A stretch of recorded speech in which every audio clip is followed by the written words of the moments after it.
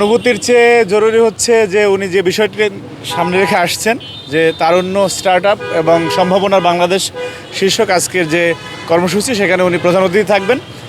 দেখুন, বাংলাদেশে প্রায় 4,71,00,000 তরুণ রয়েছে এবং এই যে বিশাল তরুণ জনগোষ্ঠী, সেটিকে জনশক্তিতে রূপান্তরিত করার জন্য এই সরকারের যে উদ্যোগ, তারই ধারাবাহিকতায় আজকের এই কর্মসূচি।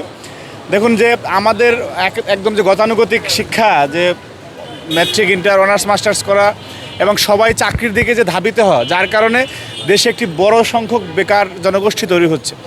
স্টার্টআপ এমন একটি আইডিয়া যে আপনি নতুন ব্যবসা, নতুন উদ্যোগ এবং নতুন উদ্ভাবনী শক্তির মাধ্যমে মনে করেন একটি ব্যবসা শুরু করলে একজন তরুণ, সেই তরুণকে রাষ্ট্র কীভাবে সহযোগিতা করতে পারে, সেই তারুণ্যকে রাষ্ট্র কীভাবে ফান্ড দিতে পারে, সেটার একটা সিড ফান্ডিং প্রোগ্রাম আছে।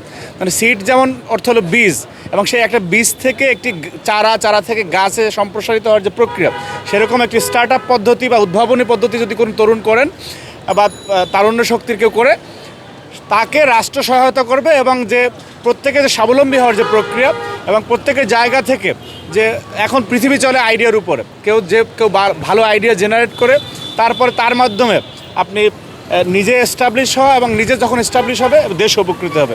সেই প্রক্রিয়াটাকে আপনার গতিশীল করার জন্য রাষ্ট্র কীভাবে বাংলাদেশের তরুণদের পাশে দাঁড়াতে পারে, তারই ধারাবাহিকতা আজকের এই কর্মসূচি। এবং আমরা অত্যন্ত আনন্দিত যে বাংলাদেশের এই সরকারের যে পথ চলা, সরকার এই তারুণ্য শক্তিকে দেশের স্বার্থে কাজে লাগানোর জন্য তাদের যে উদ্যোগগুলি, সেই উদ্যোগগুলির অন্যতম বড় প্ল্যাটফর্ম হচ্ছে আজকের এই প্রোগ্রামটি।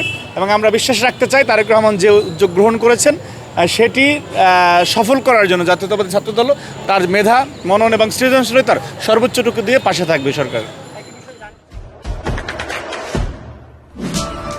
দেশে দেশে সবার সাথে দ্য নিউজ।